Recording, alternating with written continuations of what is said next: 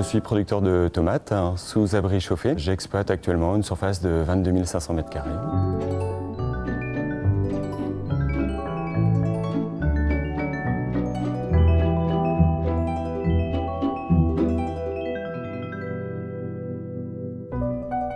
Avec mon frère qui est également producteur de tomates sous serre, qui a une surface équivalente à celle que j'ai aujourd'hui, on crée une nouvelle surface de production, donc 35 000 m² supplémentaires, auquel on rajoute une centrale de cogénération. Le souci pour nous, c'est que l'énergie, c'est notre deuxième poste budgétaire.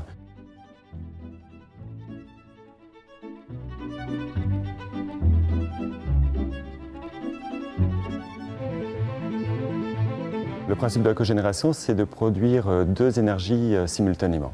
Dans notre activité, la cogénération, c'est un moteur qui fonctionne au gaz et qui va produire donc d'un côté de la chaleur, de par l'échappement, ce qui est récupéré sur le turbo et les frottements du moteur. Cette chaleur est réutilisée dans les serres, donc pour chauffer les tomates. De l'autre côté, la génératrice qui est accouplée produit de l'électricité.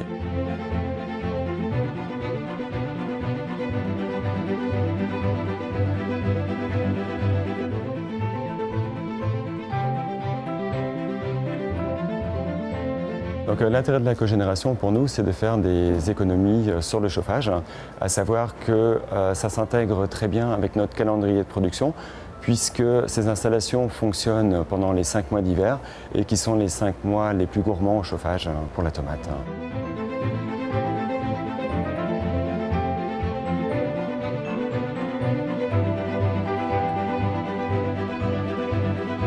L'électricité est revendue à EDF et il faut savoir que ce sont des contrats très réglementés mais qui finalement s'intègrent très bien à notre problématique et aux besoins de EDF également sur ces périodes. L'énergie, c'était déjà un enjeu essentiel dans les serres chauffées depuis de nombreuses années. Par contre, c'est vrai que dans d'autres productions, notamment dans le hors-sol, ça devient une grosse préoccupation. Il y a tout un travail d'économie d'énergie qui est en cours actuellement. L'intérêt pour nous d'avoir sollicité l'intervention de notre conseiller d'entreprise, c'est de vérifier l'ensemble des éléments qui nous ont été remis, la véracité des propos, des chiffres, de trouver ensemble la bonne solution et de souligner l'intérêt économique, que la rentabilité soit au rendez-vous. Un projet de cogénération, c'est très lourd financièrement, donc il faut connaître exactement la rentabilité qui peut être escomptée par rapport à un projet de ce type. Ensuite, il y a toute une série de risques qu'il faut connaître et analyser ensemble. Et ensuite, ça s'accompagne souvent d'un projet de développement en serre. Donc l'idée, c'est d'avoir une approche globale du projet, à la fois de la cogénération et de l'agrandissement en serre. Donc on analyse globalement le projet et la faisabilité de ce projet. C'est important de se faire accompagner dans ce genre de projet, de faire appel à des personnes qui ont une connaissance du terrain et une bonne approche technico-économique du projet.